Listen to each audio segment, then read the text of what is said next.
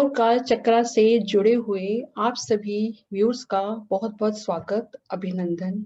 और मैं अपनी सभी पहले वाली वीडियोस के लिए उनके पॉजिटिव रिस्पांस के लिए आप सबका आभार व्यक्त करती हूँ।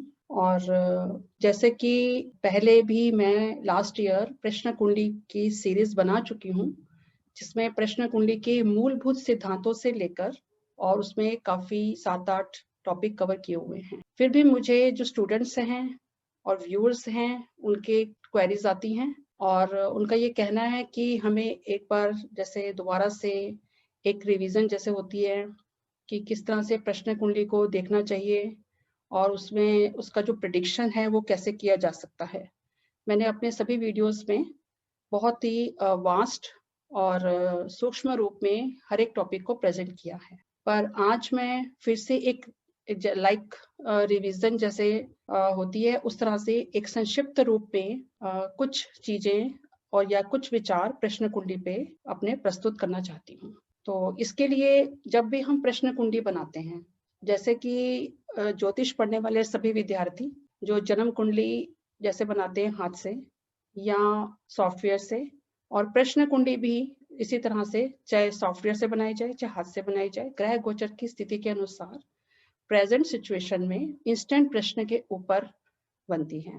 जिस तरह से जन्म कुंडली बच्चे का जन्म होता है और एक जन्म कुंडली एक आकाश से ग्रहों का नक्शा उतारा जाता है, उसी तरह से जब प्रश्न उत्पन्न होता है, यानी जब प्रश्न उत्पन्न होता है और ज्योतिष के पास रिसीव होता है, उस समय जो प्रश्न कुंडली बनाई जाती है वो ही प्रश्न, वही गोचर की जो स्थिति होती है वही प्रश्न कुंडली के रूप में मानी जाती है। तो इसके लिए सबसे पहले हमें जब प्रश्न कुंडली बनती है और ज्योतिष के पास ये प्रश्न रिसीव होता है, उस समय ज्योतिषी को किन किन चीजों का प्रश्न कुंडली में विचार करना चाहिए या किन किन चीजों का ध्यान देना चाहिए, आज मैं उसके ऊपर एक संक्षिप्त सी व्याख्या करूंगी। हाउ टू सी प्रश्न कुंडली।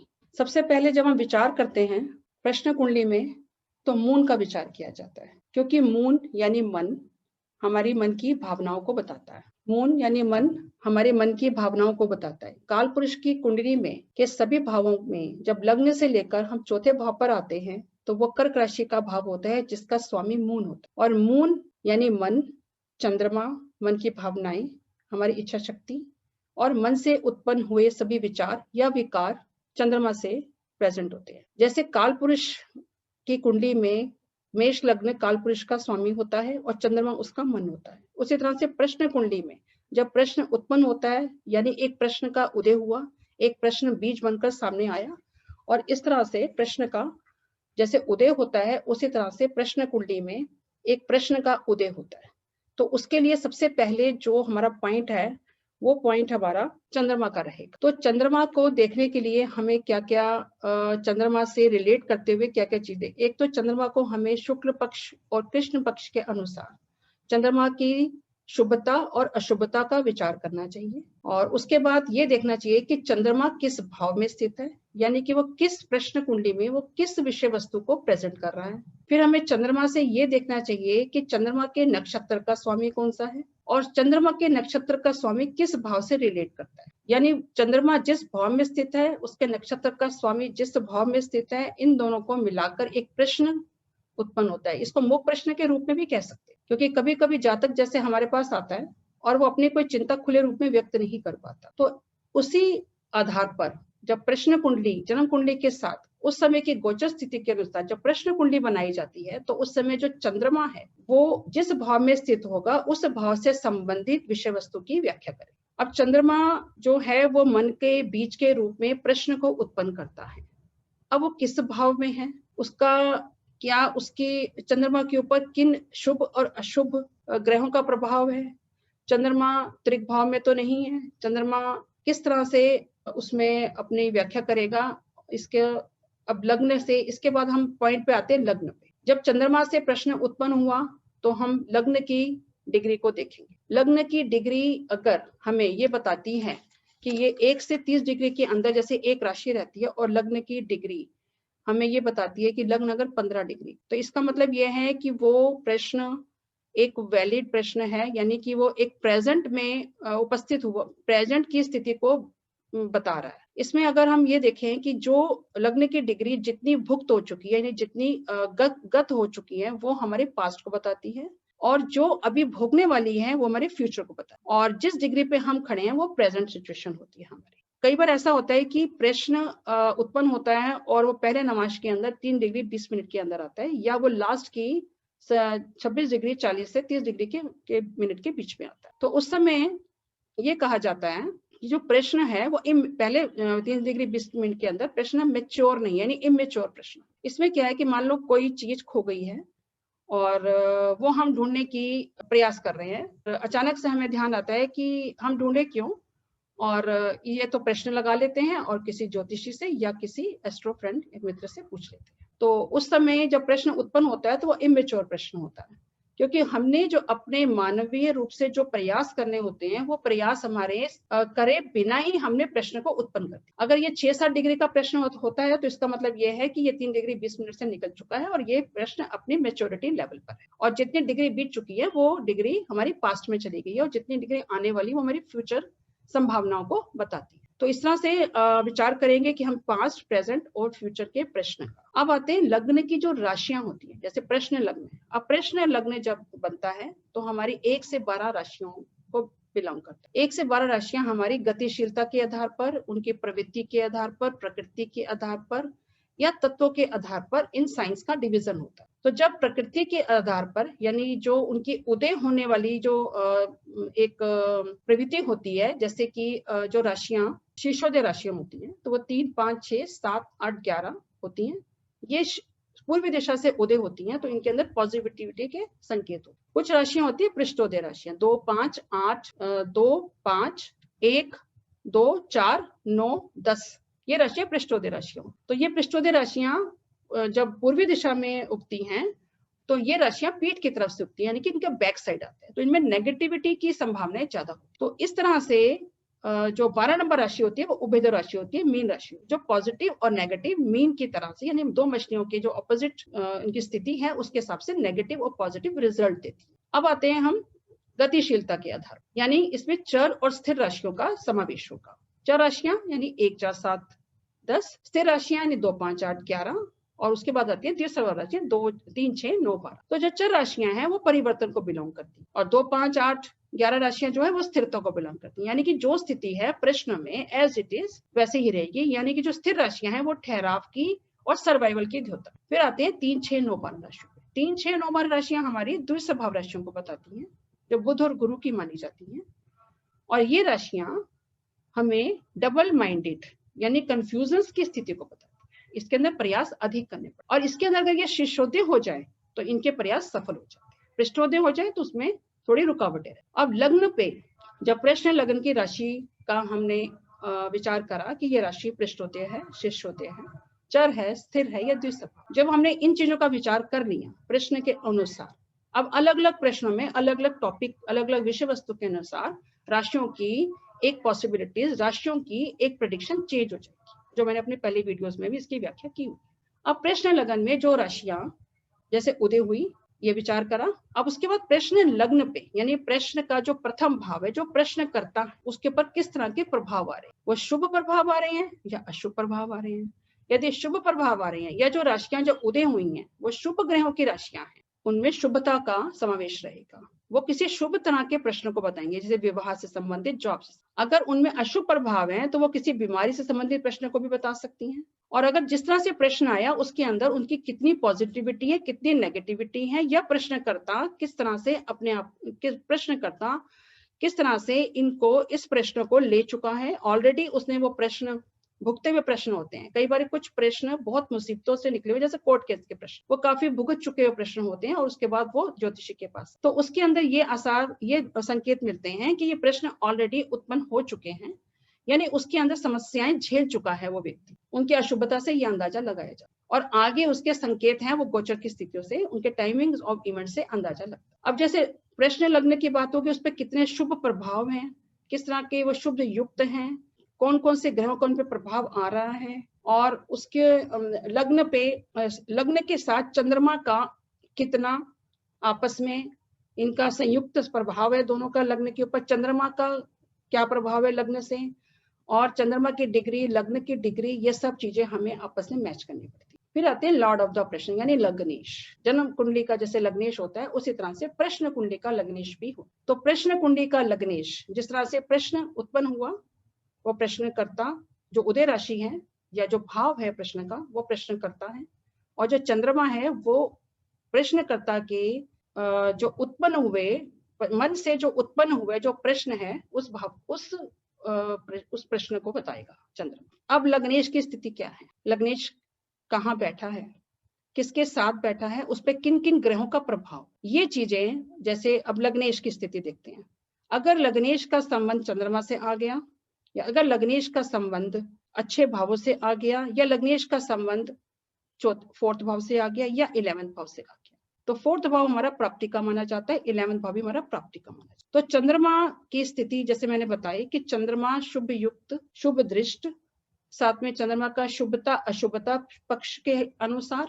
और चंद्रमा अगर चंद्रमा सोमवार का है, कर्क राशि का है, वृषभ राशि का है, तो वो बलि चंद्रमा हो जाता है। शुभता के अनुसार भी चंद्रमा को हम बलि माने। चंद्रमा अगर अपनी होरा में है, चंद्रमा अगर अपने नवाश में भी है, तो भी यहाँ पर प्रश्न की सिद्धि, कार्य सिद्धि के फल मिलते हैं। पर यह सिर्फ संकेत माना जाता है, क्योंकि जब हम पॉइंट टू पॉइंट चलते हैं तो सबसे पहले हमने चंद्रमा को लिया, चंद्रमा के बाद लग्न की डिग्री से हमने अंदाजा लगाया कि प्रश्न हमारा कितना उसमें कितनी कैपेसिटी है आगे।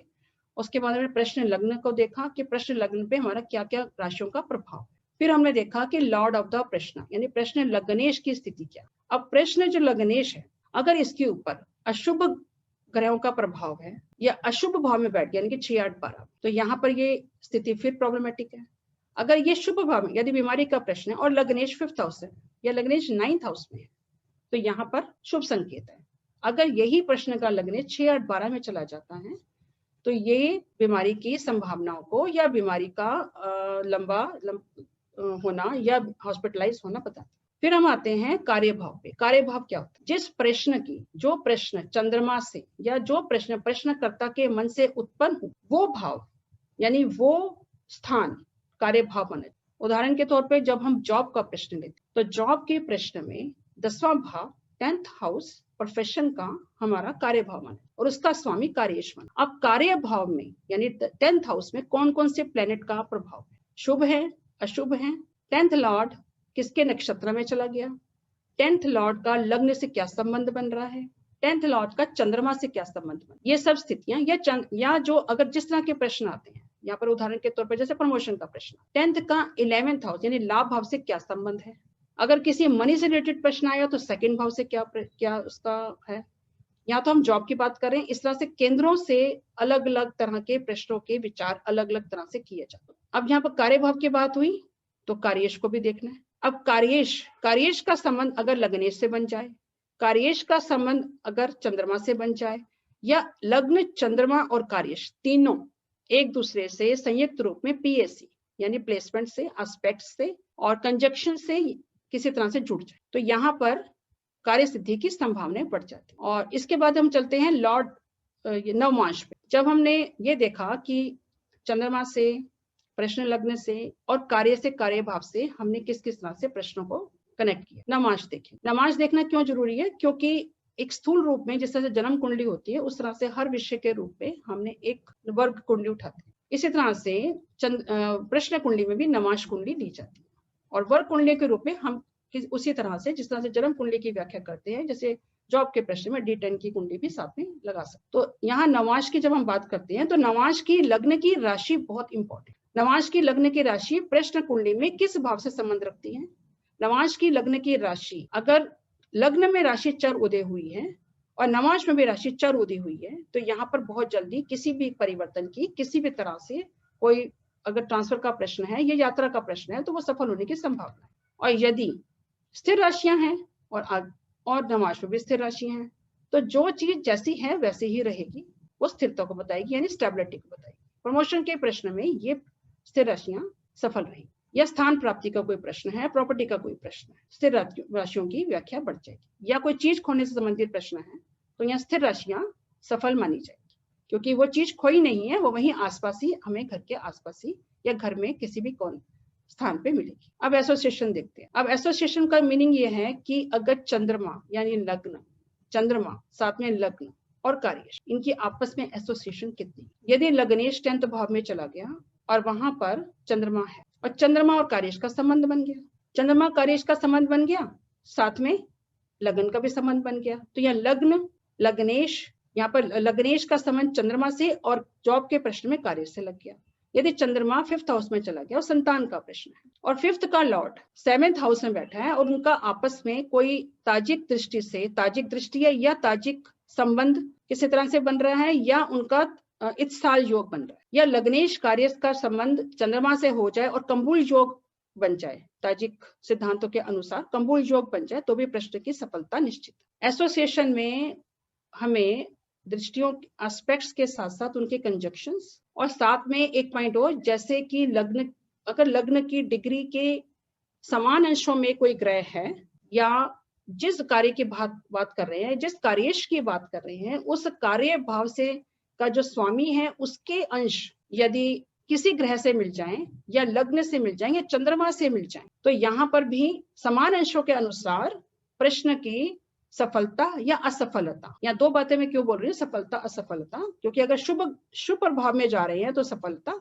यदि चंद्रमा शनि के अंशों के बराबर है और कोई बीमारी का प्रश्न है और शनि बिलोंग कर रहा है 6th हाउस से, चंद्रमा लग्न में है, तो यहाँ पर 1-6 का संबंध बन गया शनि से और समान डिग्रियां हो गई, तो यहाँ अशुभता आ गई, यहाँ दृष्टियां नहीं लगी, यहाँ एसोसिएशन भी नहीं हुई, या डिग्रियों की समीपता पास में आ गई। अब बात करते हैं एस्पेक्ट्स की। जैसे लग्न भाव पे, यानी जो प्रश्न भाव होता है, जो हमारा प्रथम भाव होता है, उसके ऊपर यदि उसके ही स्वामी की दृष्टि हो या किसी शुभ ग्रह की दृष्टि हो तो यहाँ पर लग्न मजबूत होगी। अगर कार्य भाव पर भी उसके स्वामी की दृष्टि हो या शुभ ग्रह की दृष्टि हो तो वहां कार्य भाव मजबूत हो या 2 भाव मजबूत हो गए। अगर यहाँ पर इन दोनों स्वामियों की दृष्टियां नहीं है, अशुभ ग्रहों का प्रभाव है, तो यहाँ पर उनके मजबूती की संभावनाएं नहीं है, यानी कार्य सिद्धि के फलों में कमी आई। अभी कुछ पॉइंट्स में और बताती हूँ। जैसे 3 ग्रह होते हैं हमारे बाह्य ग्रह, गुरु, शनि और मंगल। गुरु की हम दृष्टि मानते हैं 5, 7 और 9, शनि की मानते हैं 3, 7 और 10, मंगल की मानते हैं 4, 7 और 8। जब भी किसी ग्रह की, ये तो 3 बाह्य ग्रह हो गए, बाकी चंद्रमा, बुध, सूर्य, इनकी 7वीं दृष्टि हो, जब इन 7 ग्रहों की छाया ग्रह को छोड़ के इन 7 ग्रहों के, छाया ग्रह जो राहु केतु है वो 7वीं दृष्टि है, वो राहु केतु एक्सिस पर माने जाए, जब इन 7 ग्रहों की दृष्टियां उनके सामने यानी उनके विपरीत जाएंगी तो वो 50%, तो वो जो एस्पेक्ट देंगी उनका एस्पेक्ट 50% रहेगा। और 3/4 जो 3 और 4 जो दृष्टि होती है, यानी शनि की और जो मंगल की, जो सैटर्न का एस्पेक्ट है 3 और 10 भावों पे, वो 1/4 एस्पेक्ट रहेगा। जुपिटर का एस्पेक्ट 5-9 भावों पे ये 50% रहेगा, और मार्स का एस्पेक्ट 4 और 8 भावों पे ये 3/4 रहेगा। इसी तरह से यहाँ पर जो 7th भाव पे दृष्टि है, सॉरी मैंने उसमें 50% बोला, जो हमारी 7th भाव पे दृष्टि है वो हमारी फुल्ली यानी पूर्ण दृष्टि रहेगी, यानी एक ग्रह दूसरे ग्रह को अपने सामने बैठकर, जब हम किसी व्यक्ति के सामने बैठते हैं